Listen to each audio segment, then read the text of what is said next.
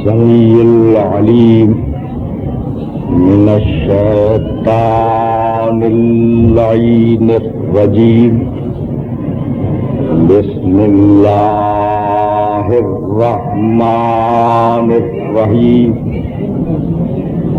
الحمد لله الملك الحق المبين المتصاغر لعظمته جبابرة الطاغين المتخاضع لكبريائه عتاة المتمردين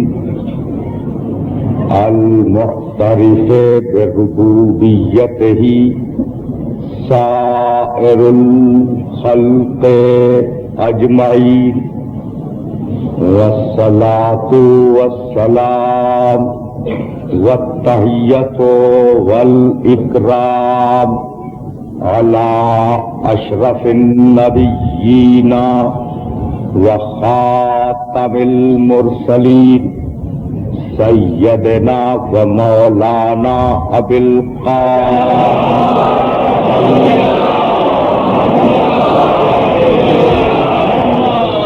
وأهل بيته الطيبين الطاهرين المعصومين المظلومين أما بعد فقد قال الله سبحانه وتعالى في محكم كتابه المبين بسم الله الرحمن الرحيم واللہ جعل لکم مما خلق ظلالا وجعل لکم من الجبال اکنانا وجعل لکم سرابیلا تقیکم الحر وسرابیلا تقیکم بأسکم کذالک یتم نعمتہ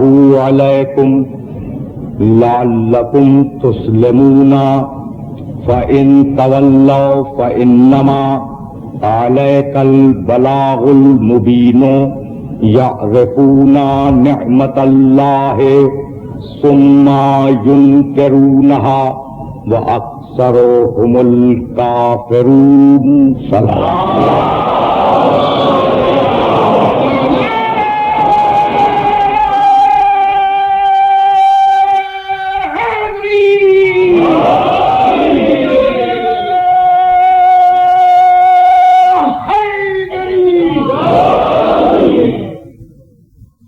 قرآن اور اتمام نعمت کے عنوان سے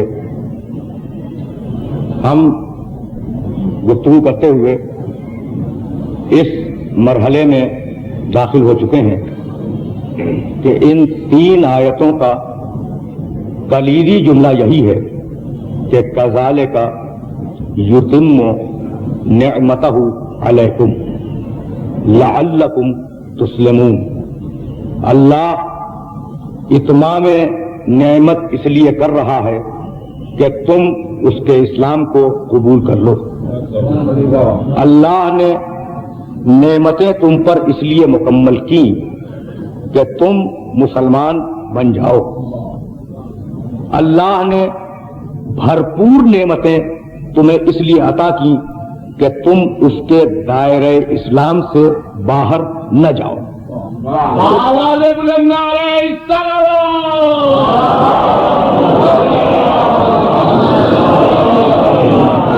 تو جب اتنا اصرار ہے کہ اسلام کے دائرے میں رہو، مسلمان رہو، اسلام پر جیو، اسلام پر مرو، تو یہ اسلام ہے کیا؟ یہ اسلام کیا ہے جس کی بنیاد پر پروردگار عالم نے بندوں پر اتمام نعمت کیا؟ اسلام زر و جواہر کا دین نہیں ہے. اسلام دولت جمع کرنے کا دین نہیں ہے. اسلام خزانوں پر بیٹھ جانے کا مذہب نہیں ہے. اسلام عالیشان محلات کا نام نہیں ہے. اسلام توسیع پسندی کا نام نہیں ہے، اسلام تلوار اٹھا کر گردنیں کاٹتے جانے کا نام نہیں ہے، اسلام غنا کا نام نہیں ہے، اسلام رقص و سرود کا نام نہیں ہے، اسلام ڈرامے کا نام نہیں ہے، اسلام ثقافت کے نام پر گانے دکھلانے کا نام نہیں ہے۔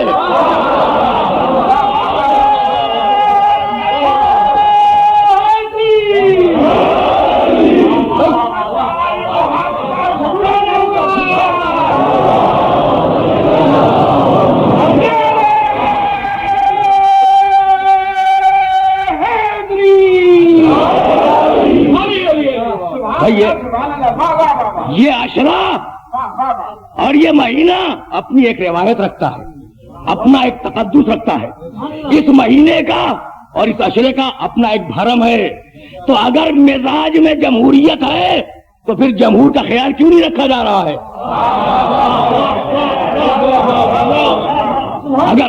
اگر مزاج میں جمہوریت ہے تو ضرورت ہے کہ جمہور کا خیال رکھا جائے۔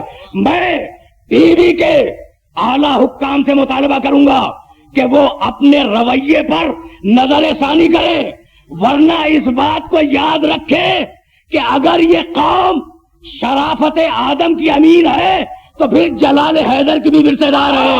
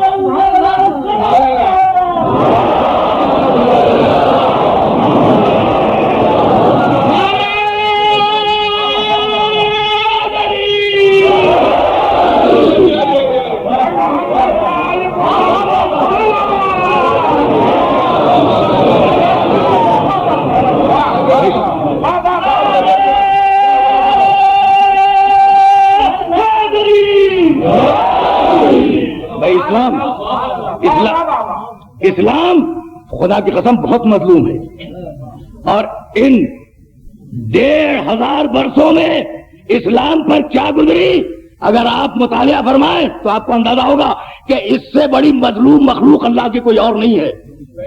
بھائی اب بات ضمناً آ گئی ہے، مولانا محمد باقر شمس دامت اللہ ہمارے شہر کے ایک مشہور و معروف عالم ہیں اور علمی ادبی حلقوں میں جانی پہچانی شخصیت ہیں، صاحب تصنیف ہیں، ادب پر بڑا کام ہے۔ انہوں نے ایک کتاب لکھی اسلام پر کیا گزری۔ اگر آپ اس کتاب کا مطالعہ کریں تو آپ کو اندازہ ہوگا کہ دشمنوں نے نہیں، اسلام کا نام لینے والوں نے کس طریقے سے اسلام کی بیخنی کی۔ اب میں کیسے بتاؤں کہ بھائی اسلام کی بیخنی فقط اسلام کی بیخنی نہیں ہے، ذات محمد کی بیخنی ہے۔ مجھے جملہ کرنے کی اجازت دیں تاکہ بات اسی مقام سے آگے بڑھ جائے۔ بھائی اسلام ہے مجرد، یہ لفظ میں نے استعمال کیا نوجوان دوستوں کے لیے، اسلام ہے مجرد۔ اب میں کہوں خلوص، آپ مجھے خلوص دکھلا سکتے ہیں؟ مجرد ہے، اسے کہتے ہیں مجرد، جو دکھلایا نہ جا سکے، برت کے سامنے آ جائے، جو رویے میں سامنے آ جائے اسے کہتے ہیں مجرد۔ تو خلوص کو دکھلایا نہیں جا سکتا، وہ رویے میں سامنے آتا ہے۔ بہادری مجرد ہے، دکھلائی نہیں جا سکتی، رویے میں سامنے آتی ہے۔ سخاوت مجرد ہے، سامنے نہیں آ سکتی، سخاوت کر کے دکھلایا جا سکتا ہے کہ اسے سخی کہتے ہیں۔ اسلام مجرد ہے، دکھلایا نہیں جا سکتا جب تک کسی رویے میں نہ آ جائے۔ تو جس طریقے سے، بھائی میں بات کو آگے لے جا رہا ہوں، جس طریقے سے ادب نے بہادری کے لیے نمونہ دیا کہ فلاں شخص رستم ہے، اور جس طریقے سے ادب نے سخاوت کے لیے نمونہ دیا کہ فلاں شخص حاتم ہے، اس لیے ایک ایسے نمونے کی ضرورت تھی، ایک ایسے نمونے کی ضرورت تھی جس کا کردار یہ بتائے کہ اسلام کیا ہے، تو ایک مرتبہ پروردگار نے اپنے حبیب کو آواز دی کہ قل ان صلاتی و نسکی و محیایا و مماتی للہ رب العالمین لا شریک لہ و بذالک امرت وانا اول المسلمین. حبیب کہہ دو کہ میری ساری نمازیں، میری ساری عبادتیں، میری پوری زندگی، حد یہ ہے کہ میری موت، یہ سب کچھ اللہ کے لیے ہے اور پہلا مسلمان میں ہوں. مجھے دیکھو، اسلام کو سمجھو. بھائی توجہ رہے، مجھے دیکھو اور اسلام کو سمجھو. قل، بھائی آیت ذہن میں رہ جائے، قل ان صلاتی و نسکی و محیایا و مماتی للہ رب العالمین، میری پوری زندگی اللہ کے لیے ہے. تو ہم چند لمحوں کے لیے نماز پڑھ کے عبادت کرتے ہیں، اس کی پوری زندگی عبادت ہے چونکہ اللہ کے لیے ہے.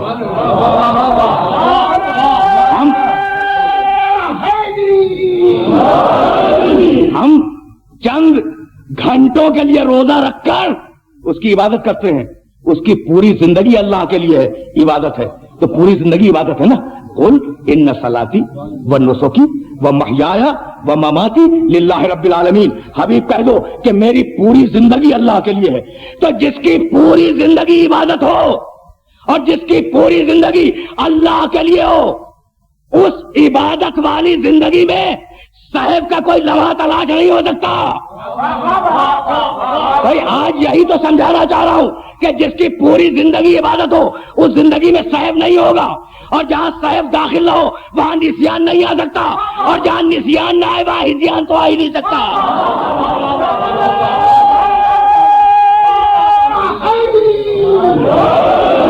محمد وآل محمد صلی اللہ.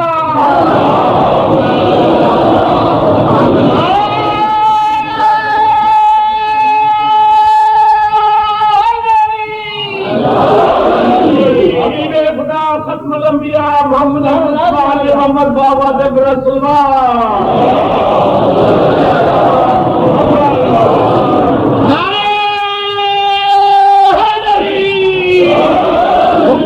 وہ نمونہ اسلام بنا کر بھیجا گیا.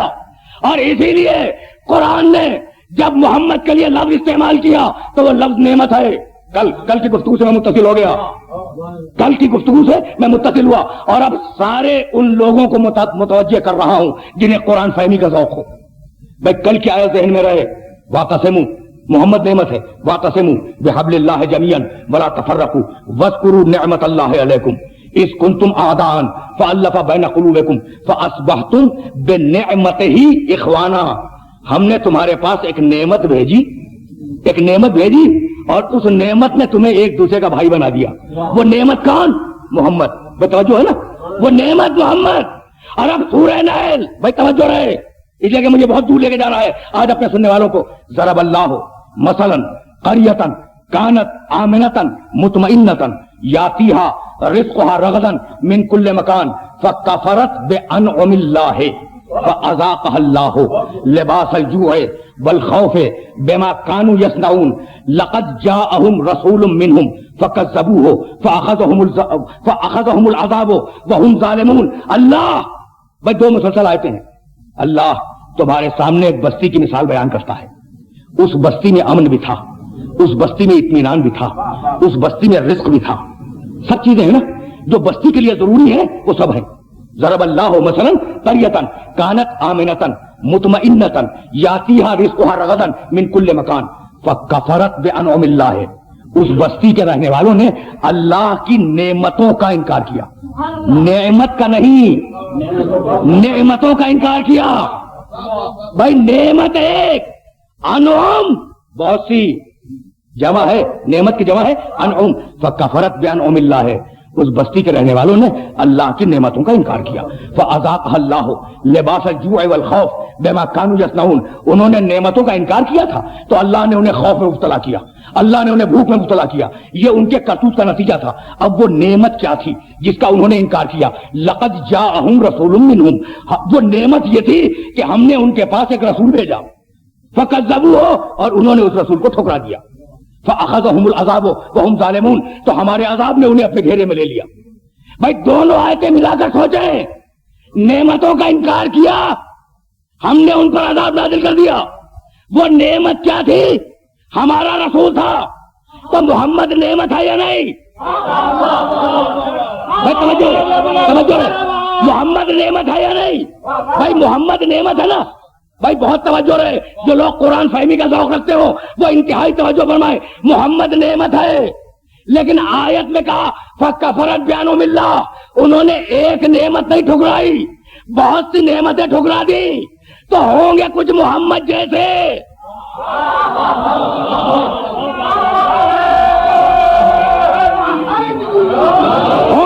ہوں گے کچھ محمد جیسے جن کے ٹھکرانے پہ عذاب آ گیا. تو پیغمبر نے اسی دن کے لیے کہا تھا کہ ارے میں ایک نہیں ہوں، اولنا محمد وآخرنا محمد وآخرنا محمد وکلنا محمد.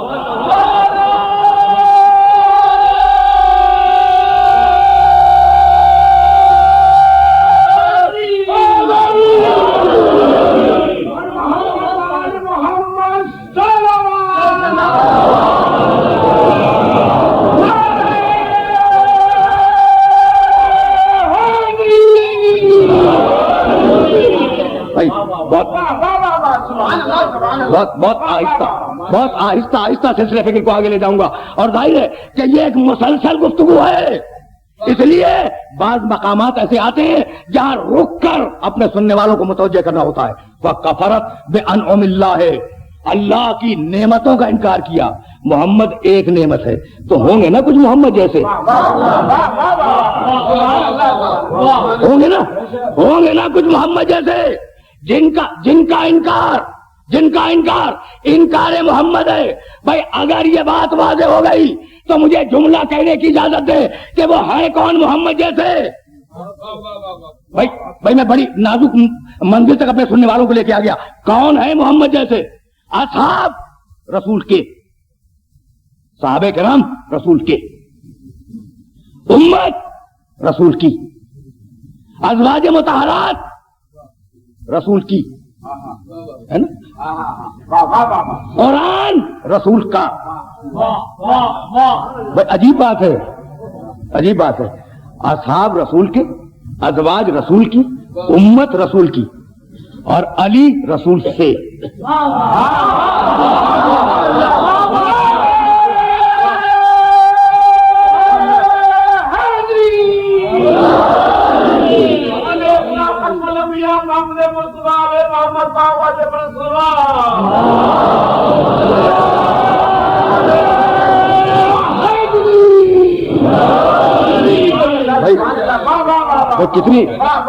کتنی عجیب و غریب منزل ہے. بھئی یہ سے عجیب ہے. علی منی وانا منو، علی مجھ سے میں علی سے. حسن منی وانا من حسن، حسن مجھ سے میں حسن سے. حسین منی وانا من حسین، حسین مجھ سے میں حسین سے. اصحاب رسول سے نہیں، رسول کے. ازواج رسول کی، امت رسول کی. امت رسول سے نہیں، ازواج رسول سے نہیں، اصحاب رسول سے نہیں، علی رسول سے، حسن رسول سے، حسین رسول سے. تو یہ کے اور سے میں فرق کیا ہے؟ بھائی جب غیر جڑتا ہے تو کے سے جڑتا ہے، اور جب اپنا جڑتا ہے تو سے جڑتا ہے.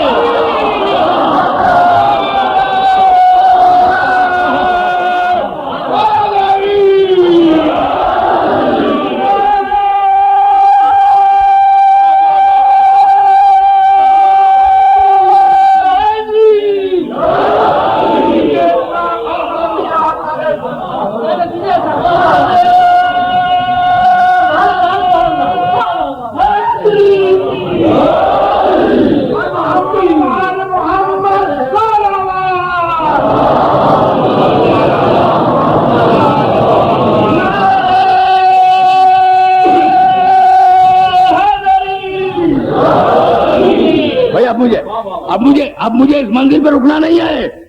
علی مجھ سے، حسن مجھ سے، حسین مجھ سے، فاطمہ تو بذات منی، فاطمہ میرا ٹکڑا مجھ سے منی. بھائی اب منیت سمجھ میں آ گئی؟ اگر منیت سمجھ میں آ گئی ہو تو اب مجھے جملہ کہنے کی اجازت ہے کہ وہ بیٹی جو منیت کے کمال پہ تھی، دیکھیں میں بہت نازک مرحلے تک اپنے سننے والوں کو لے کے آ گیا ہوں، اور ٹھنڈے دل سے سنے جو بات عرض کرنے جا رہا ہوں۔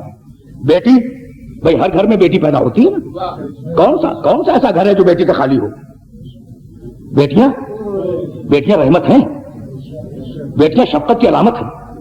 اگر گھر بیٹی سے خالی ہو تو وہ گھر اچھا نہیں ہے۔ حسین نے بیٹیوں کے ہوتے ہوئے ایک بیٹی کی تمنا کی تھی، اب محمد کے گھر میں بیٹی آئی، توجہ رہے، یہ مقام منیت ہے جہاں سننے والوں کو لے کے جانا چاہ رہا ہوں۔ محمد کے گھر میں بیٹی آئی، پلی بڑھی، جوان ہوئی۔ اب جب بیٹی جوان ہوگی تو رشتے تو آئیں گے نا، آئیں گے، ہر گھر میں آتے ہیں رشتے۔ آئے کہ یا رسول اللہ آپ کی بیٹی کے لیے فلاں نے رشتہ دیا، کہا اس کا مجھے اختیار نہیں ہے۔ بھائی تاریخ میں یہی جملہ ہے، میں مجبور ہوں۔ کسی اور نے کہا یا رسول اللہ فلاں نے آپ کی بیٹی کے لیے رشتہ دیا، کہا بھائی میں کیا کروں، اس کا مجھے اختیار نہیں ہے۔ کسی اور جگہ سے رشتہ آ گیا کہ اللہ کے رسول آپ کی بیٹی کے لیے فلاں کا رشتہ ہے، کہا بھائی اس بیٹی کا مجھے اختیار نہیں ہے۔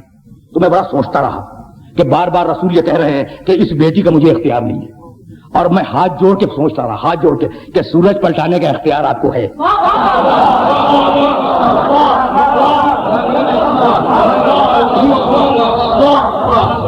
بھائی یہ منیت کی منزل ہے، یہ منیت کی منزل ہے۔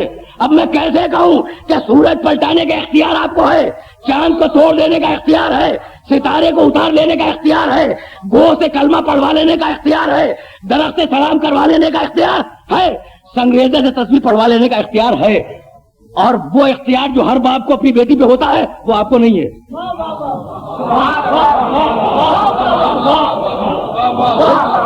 کبھی آپ نے اس نقطۂ نظر سے غور کیا؟ بھائی کبھی آپ نے یہ منطق غور کی؟ سورج پلٹانا مذاق نہیں ہے، اختیار ہے، چاند کا توڑ دینا مذاق نہیں ہے، اختیار ہے، اور وہ اختیار جو ہر باپ کو ہوتا ہے بیٹی کے سلسلے میں، وہ مجھے نہیں ہے۔ اب میں کیسے عرض کروں؟ صیغہ نکاح میں ہے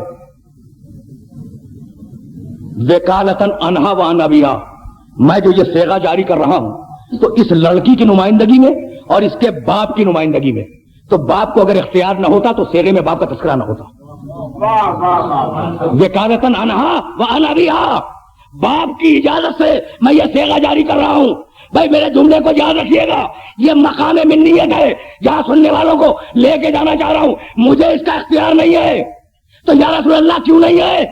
تو بھائی بات کل اتنی ہے، بھائی توجہ رہے، بہت توجہ رہے، بات کل اتنی ہے کہ یہ ہے معصومہ منیت، یہ منیت، یہ ہے معصومہ، بھائی بہت توجہ، یہ ہے معصومہ، اور میں جو آیا ہوں تو میں مسلمان بنانے کے لیے آیا ہوں، معصوم بنانے کے لیے نہیں آیا۔ مسلمان میں بناتا ہوں، معصوم وہ بناتا ہے، تو بنایا ہے معصومہ، تو اب معصوم بھی اپنے گھر سے دے تو شادی ہو۔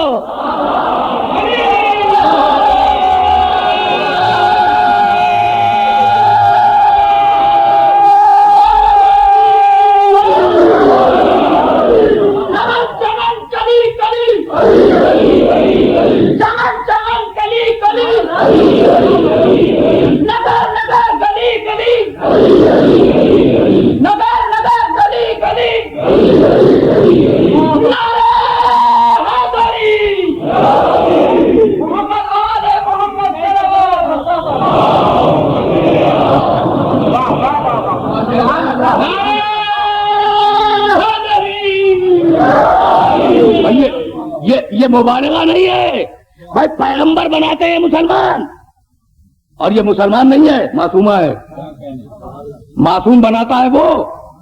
تو اب جس نے اسے معصومہ بنایا وہ اپنے گھر سے معصوم بنا کے دے، شادی ہو جائے گی، ہے نا؟ تو اب شاید میرے سننے والے اسے خطابت سے محمول کریں، حالانکہ میرا یہ طریقہ نہیں ہے۔ میں جب تک اپنے نخل گفتگو کو آیات قرآنی کی چھاؤں میں آگے نہ بڑھاؤں،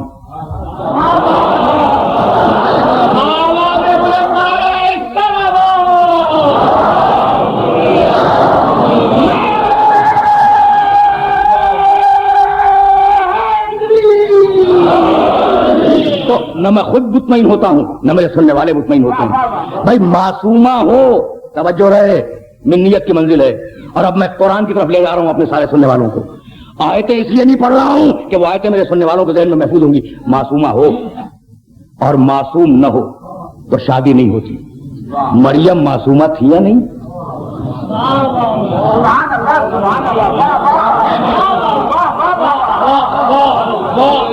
بھائی مریم کے معصومہ ہونے میں کسی کو شبہ نہیں ہے, کسی کو شبہ نہیں ہے, لیکن ان کا کفر معصوم موجود نہیں تھا, اس لیے مریم کی شادی نہ ہو سکی. یعنی معصومہ کی شادی غیر معصوم سے نہیں ہو سکتی. کیوں؟ اس لیے کہ غیر معصوم ہے خطا کار اور معصومہ ہے تابع عصمت, تو کبھی عصمت خطا کی پیروی کر نہیں سکتی.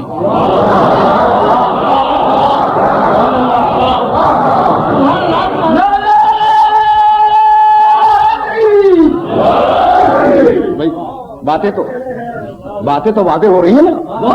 بہت ہلکی پھلکی بات عرض کر رہا ہوں, بہت قریب ہو کے یہ جملے عرض کر رہا ہوں. معصومہ ہے صاحب عصمت, غیر معصوم ہے خطا کار. تو اب ظاہر ہے کہ اگر خطا کار سے شادی ہو جائے تو اسے خطا کار کی پیروی کرنی ہوگی, اور یہ ممکن نہیں ہے کہ معصوم خطا کار کی پیروی کرے. تو اس اصول کو بیعت کے وقت نہ بھول جائیے گا.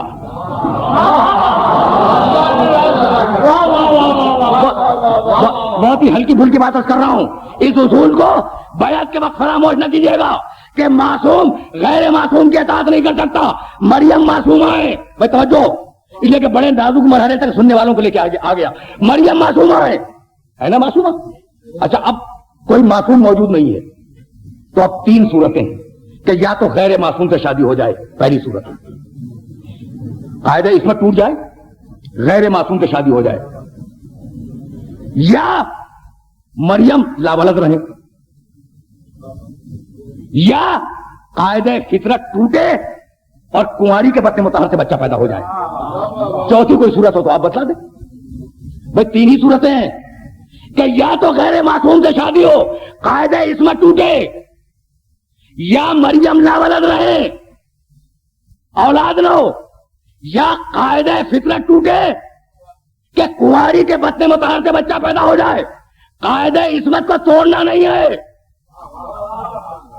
یعنی غیر معصوم سے شادی نہیں ہوگی, قاعدہ عصمت اپنی جگہ پہ رہے گا. بھائی تو مریم کو لاولد چھوڑ دے, کہا کہ نہیں معصومہ ہے, لاولد نہیں چھوڑوں گا. کوئی غیر معصوم خطا کار ہوتی تو لاولد ہی چھوڑ دیتا.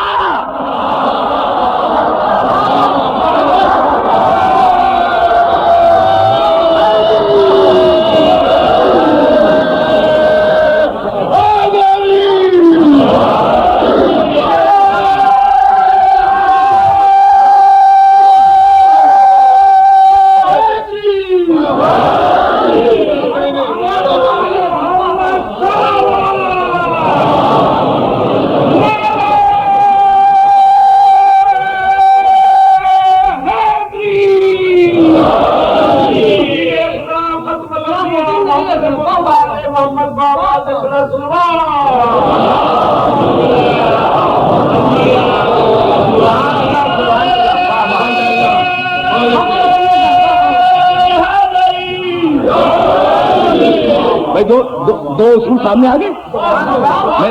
میرے محترم سننے والوں کی خدمت میں دو اصول آ گئے. بھائی قاعدہ عصمت نہیں توڑوں گا, میں نے اسے معصومہ بنایا ہے, معصومہ رکھوں گا, غیر معصوم سے شادی نہیں ہونے دوں گا. اچھا تو لاولد چھوڑ دے, نہیں معصومہ ہے, خطا کار ہوتی چھوڑ دیتا, اس کی نسل چلاؤں گا. تو اب کیا ٹوٹے؟ قاعدہ فطرت ٹوٹے. قادر ہے نا, قادر ہے, جو چاہے کرے. فطرت کا قاعدہ توڑ دیا کہ کنواری مقدس معصومہ خاتون کے بطن مطہر سے ایک بچہ پیدا ہوا. بھائی بہت توجہ, بہت نازک مرحلے تک آ گیا, اور آج میں خستگی محسوس کر رہا ہوں, سلسلہ گفتگو بہت طویل نہیں ہوگا. توڑ دیا فطرت کا قاعدہ, کنواری کے بطن مطہر سے بچہ پیدا ہو گیا, ٹوٹ گیا نا. اب خطرہ تھا کہ ہر وہ بچہ جس کا باپ نہ معلوم ہو, اس کے لیے کہہ دیا جائے کہ اس کی ماں معصومہ ہے.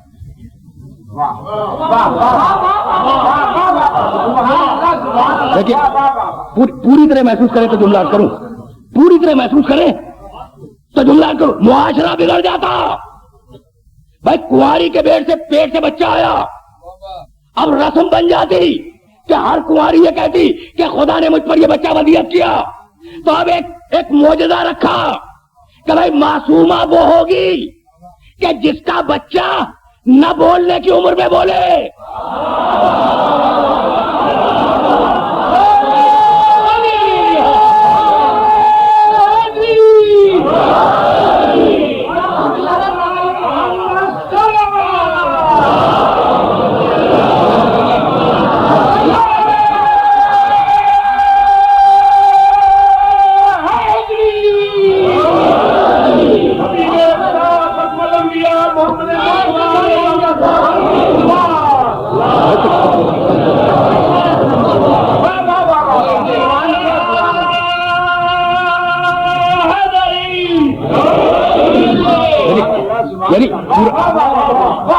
بھائی پورا معاشرہ بکھر جاتا، پورا معاشرہ ٹوٹ جاتا. ہر عورت یہ کہتی جس کا کوئی شوہر نہ ہو کہ یہ بچہ مجھے اللہ نے دیا ہے. تو اب ایک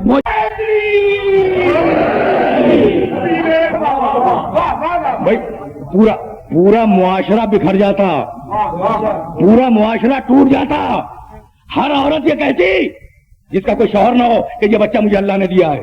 تو اب ایک معجزہ دیا، ایک نشانی دی، ایک دلیل دی کہ معصومہ وہ ہوگی جس کا بچہ نہ بولنے کی عمر میں بولے. تو عزیز و اصول طے ہو گیا کہ جس کا بچہ نہ بولنے کی عمر میں بولے وہ معصومہ ہے. اب فاطمہ بنت اسد سمجھ میں آئی یا نہیں؟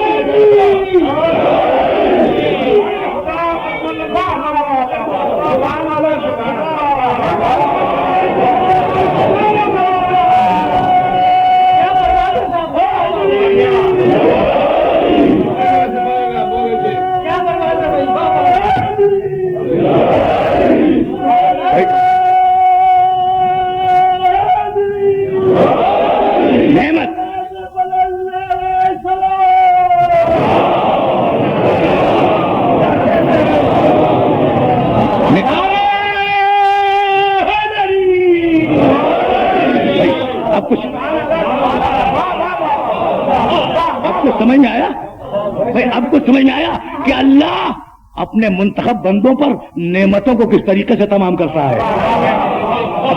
اب کچھ بات واضح ہو رہی ہے. اب میں کل کی گفتگو سے متصل ہوا.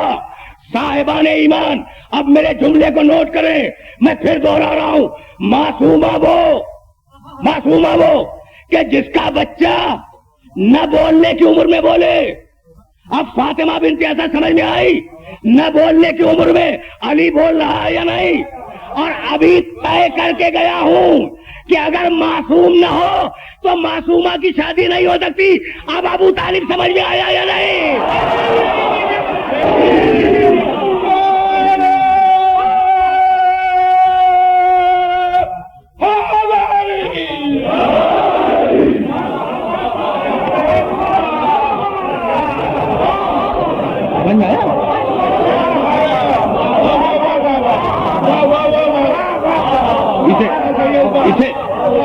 اسے کہتے ہیں اللہ کا منتخب بندہ جس پر نعمتیں تمام ہو جائیں. نبی ہو نعمتیں تمام ہو، نبی کی ماں ہو نعمتیں تمام ہو. مریم پر نعمتیں تمام ہوئی، عیسیٰ کی ماں ہے. اور اب بھائی تاریخ نے جملہ لکھا، میں کیسے اس جملے کو بھول جاؤں؟ نہیں، چھوڑے تاریخ کے جملے کو، قرآن نے جملہ لکھا.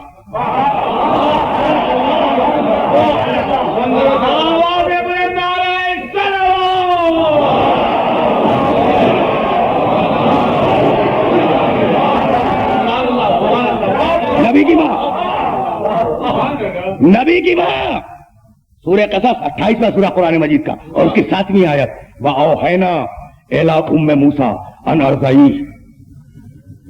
ہم نے، پروردگار کہہ رہا ہے، ہم نے موسیٰ کی ماں پہ وحی کی، اسے دودھ پلاؤ. بھائی بہت توجہ رہے. وَأَوْحَيْنَا إِلَىٰ أُمِّ مُوسَىٰ أَنْ أَرْضِعِيهِ، ہم نے موسیٰ کی ماں پہ وحی کی. میں پہلی تقریر میں عرض کر چکا ہوں کہ 70,000 بچے قتل ہوئے جب موسیٰ بچے ہیں. ہم نے موسیٰ کی ماں پہ وحی کی اسے دودھ پلاؤ، اور اگر تمہیں خوف ہو اس کی جان کا فَأَلْقِيهِ فِي الْيَمِّ، صندوق میں بند کر کے دریا میں چھوڑ دو. نعمت تمام ہو رہی ہے، نعمت تمام ہو رہی ہے. صندوق میں بند کرو، صندوق میں بند کرو، دریا میں چھوڑ دو. وَلَا تَخَافِي وَلَا تَحْزَنِي، اور دیکھو موسیٰ کی ماں خوف نہ کرنا، اور موسیٰ کی ماں رنج بھی نہ کرنا. اِنَّا، بھائی دیکھیے گا، تسلی دیکھیے گا. اِنَّا رَادُّوهُ إِلَيْكَ، ہم وعدہ کرتے ہیں کہ تمہیں زندہ تمہارے پاس واپس لائیں گے.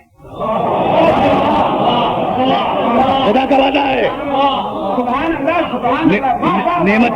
نعمتیں یوں ہی تمام نہیں ہوتی. صلاحیت پیدا کرو، ظرف پیدا کرو، جب نعمتیں تمام ہوں گی. اِنَّا رَادُّوهُ إِلَيْكَ، موسیٰ کی ماں ہم تم سے وعدہ کرتے ہیں کہ اسے زندہ تمہارے پاس واپس لائیں گے. اور سنو، جَاعِلُوهُ مِنَ الْمُرْسَلِينَ، رسول بنا کے لائیں گے. اب موسیٰ کی ماں کا اضطراب دیکھیں. ایک طرف مامتا نہیں، ایک طرف موسیٰ کی محبت، دوسری طرف خدا کی محبت. موسیٰ کی محبت ہاری، خدا کی محبت جیتی.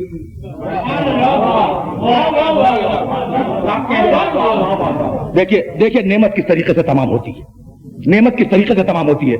موسیٰ کی محبت ہار گئی، منتخب بندے ہیں نا، یہ منتخب بندے ہیں. نبی کی ماں ہے، منتخب عورت ہے. موسیٰ کی محبت ہار گئی، خدا کی محبت جیتی. موسیٰ کی محبت ساحل پر، خدا کی محبت دریا کی لہروں پر. حبابوں نے آنکھیں بچھائی، موجوں نے راستہ دیا، صندوق چلا. اور اب قصص الانبیاء نے لکھا کہ صندوق ڈھارے کی مخالفت میں چلا. بھائی جمادات مخالفت نہیں کر سکتے دھارے کی. تنکا پھینک دیں، چھڑی پھینک دیں، کوئی شے پھینکیں دھارے کے اوپر تو جس طرف دھارا جائے گا ادھر ہو جائے گا. تابوت دھارے کے خلاف چلا. تابوت یعنی وہ صندوق جس میں موسیٰ بند ہے. صندوق اپنے راستے کو پہچانتا تھا. موسیٰ کی فضیلت نہیں بیان کر رہا ہوں، صندوق کی فضیلت بیان کر رہا ہوں. یعنی یہ موسیٰ کی فضیلت نہیں ہے، یہ اس صندوق کی فضیلت ہے. اگر صندوق موسیٰ سمجھ میں آ گیا تو گہوارے حسین خود سمجھ میں آ جائے گا.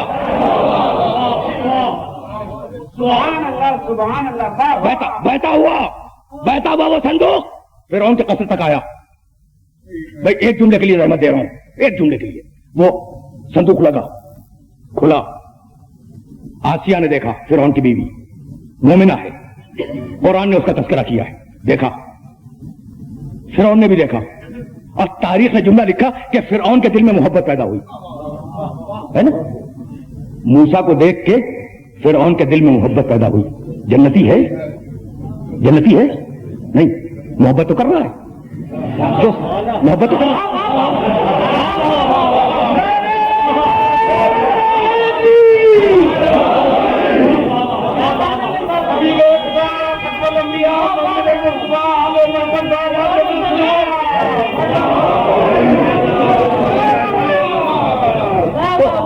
نبی کی صورت کی تعریف اور نبی کی صورت سے محبت جنتی نہیں بناتی، سیرت سے محبت جنتی بناتی ہے. کہا فرعون کی بیوی نے کہا اسے میں پالوں گی. کہا پال. اب محبت تو دل میں آ چکی ہے نا، کہا پرورش کر. میں دیکھیے گا. اور اب پھر قرآن سورہ تحریم.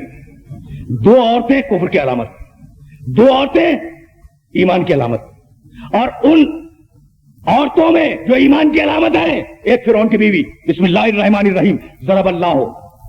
بھائی عجیب و غریب منزل ہے. مثلا للذین کفروا امرأۃ نوح وامرأۃ لوط كانتا تحت عبدین من عبادنا صالحین فخانتاهما فلم یغنیا عنہما من اللہ شیئا وقیل ادخلا النار مع الداخلین. ومثلا للذین آمنوا امرأۃ فرعون اذ قالت یا رب ابن لی عندک بیتا فی الجنہ ونجنی من فرعون وعملی. بھائی توجہ رکھیے گا. اللہ تمہارے سامنے دو عورتوں کی مثال بیان کرتا ہے، ایک نوح کی بیوی، ایک لوط کی بیوی۔ بھائی عجیب بات ہے، ضرب اللہ مثلا للذین کفروا، ترجمہ سورہ تحریم میں جا کے دیکھیے گا، اللہ کافروں کے لیے مثال بیان کر رہا ہے۔ کن کی؟ ازواج کی۔ نوح کی بیوی کی مثال، لوط کی بیوی کی مثال، کانتا تحت عبدین من عبادنا الصالحین، یہ دونوں بیویاں ہمارے دو صالح بندوں کی بیویاں تھیں، فخانتاہما، ان دونوں بیویوں نے ہمارے نبیوں کی خیانت کی، ان کے راز کو فاش کیا، فلم یغنیا عنہما من اللہ شیئا، تو ہمیں اتنا جلال آ گیا کہ ان کے شوہروں نے بھی سفارش کی، ہم نے ٹھکرا دی۔ کچھ بات واضح ہو رہی ہے؟ نبی کی بیویاں ہیں اور نبی سفارش کر رہے ہیں، فلم یغنیا عنہما من اللہ شیئا، ہم نے انبیاء کی سفارش ٹھکرا دی، وقیل ادخل النار مع الداخلین، اور ہم نے ان دونوں عورتوں سے کہا کہ جاؤ جہنم میں داخل ہونے والوں کے ساتھ داخل ہو جاؤ۔ تو بھائی کہنا یہی ہے کہ نجات کے لیے تنہا ام المومنین ہونا کافی نہیں ہے جب تک ایمان ساتھ میں نہ ہو۔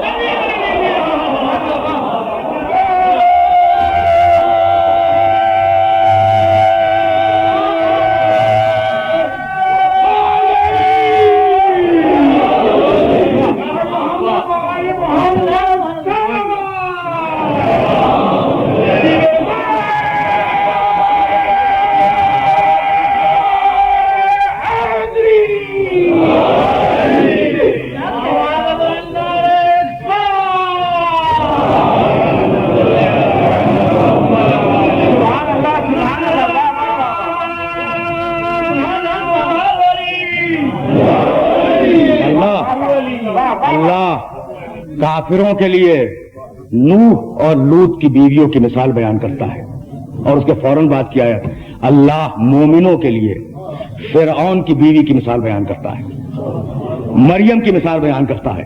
سنو، فرعون کی بیوی نے، آسیہ نام ہے، فرعون کی بیوی نے ہماری بارگاہ میں دعا کی کہ پروردگار میں دکھ جھیلوں گی اس کے گھر میں پریشان رہوں گی اس کے گھر میں فرعون کے، لیکن پروردگار جنت میں میرے لیے ایک گھر بنا دیا اور مجھے اس کے ظلم سے نجات دے دے۔ مومنہ ہے نا آسیہ، مومنہ ہے آسیہ۔ بھائی مومنہ ہو تو یہ ایمان چھپا کیوں رہی ہو؟ اظہار کر دو۔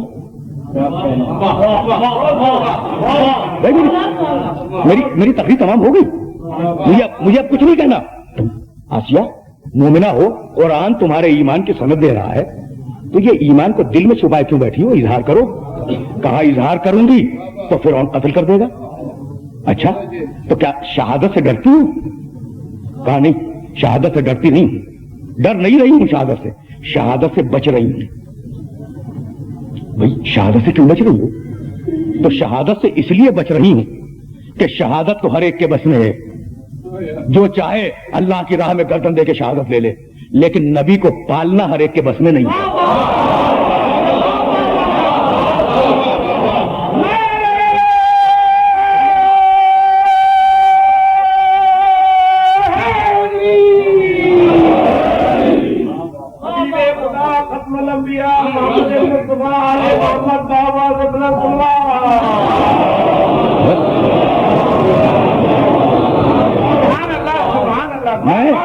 میں شہادت سے ڈر نہیں رہی ہوں، شہادت سے بچ رہی ہوں، اس لیے کہ شہادت تو ہر ایک کے بس میں ہے، جو چاہے خلوص کے ساتھ اللہ کی راہ میں اپنی گردن دے دے شہید ہو جائے گا، لیکن نبی کو پالنا ہر ایک کے بس کی بات نہیں ہے۔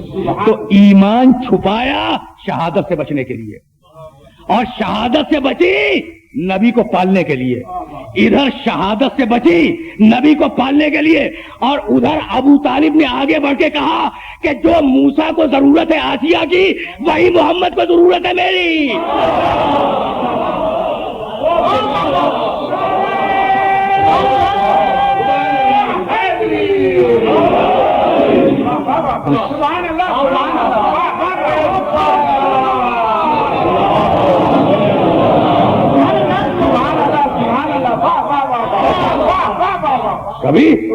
کبھی ایمان چھپاؤ کبھی ایمان کا اظہار کرو.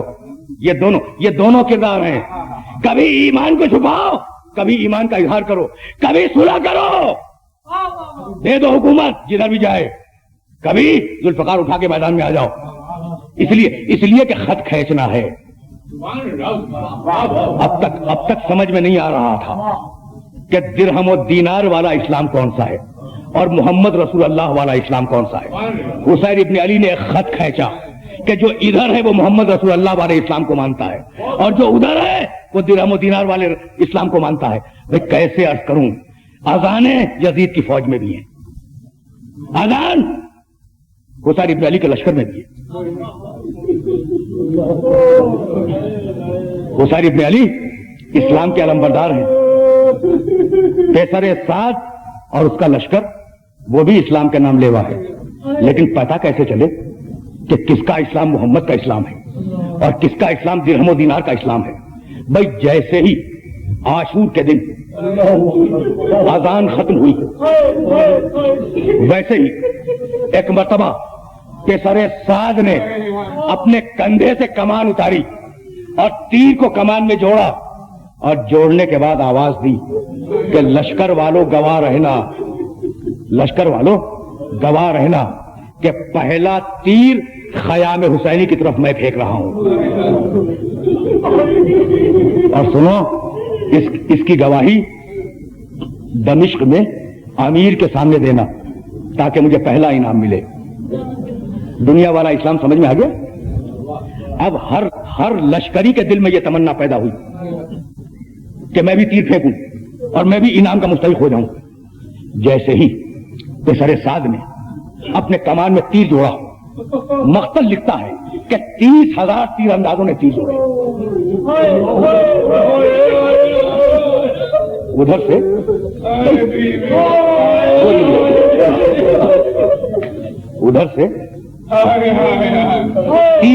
30,000 تیر ہیں جو کمانوں میں جڑے ہوئے ہیں اور ادھر روکنے کے لیے 72 سینے بھی نہیں ہیں.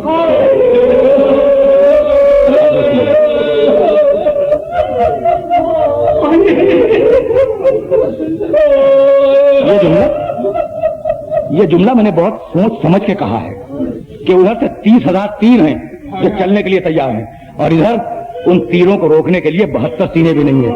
اس لیے کہ ان 72 سینوں میں اس ششماہے کا سینہ بھی ہے جو جھولے میں ہے.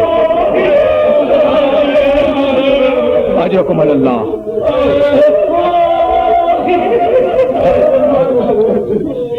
بس آپ نے گریہ کیا, تقریر تمام ہو گئی, تیر چلے خیام حسینی کی طرف, تیر چلے. ایک مرتبہ حبیب ابن مظاہر نے زہیر قین کو پکارا کہ زہیر وہ وقت آ گیا. بریر ابن خزیر حمدانی نے ابو سمامہ خیداوی کو آواز دی کہ وہ وقت آ گیا. ایک صحابی نے دوسرے صحابی کو آواز دی کہ جس دن کے لیے ہم جمع ہوئے تھے نا وہ دن آ گیا, تو کیا کریں, تیر تو آ رہے ہیں, اب ان تیروں سے خیموں کو محفوظ کیسے رکھیں. تو اصحاب حسین نے منصوبہ بنایا کہ وہ لوگ جن کے پاس گھوڑے ہیں, بس آپ نے گریہ کیا, میری تقریر تمام ہو گئی. بس یہ جملے سن لیں, جن لوگوں کے پاس گھوڑے ہیں وہ گھوڑوں پر بیٹھ کر خیموں کے سامنے ایک محاصرہ کر لیں تاکہ کوئی تیر اہل حرم تک پہنچنے نہ پائے.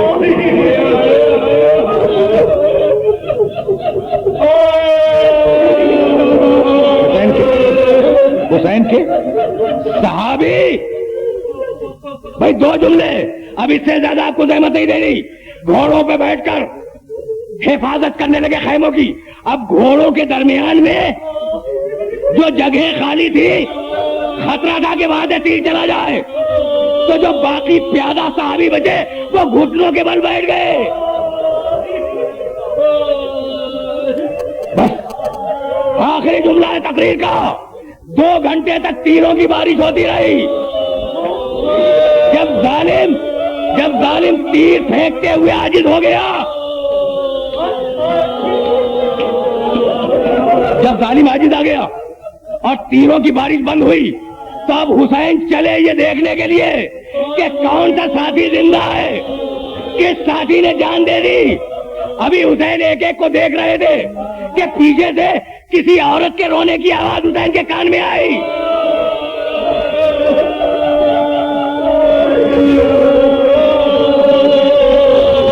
حسین کے پسے پشتے کسی بیوی کے رونے کی آواز آئی۔ حبیب ابن مظاہر اسدی سے پوچھا کہ حبیب یہ کون بیوی ہے جو گریہ کر رہی ہے مقتل میں آ کر؟ کہا مولا یہ مسلم ابن اوسجہ کی کنیز ہے۔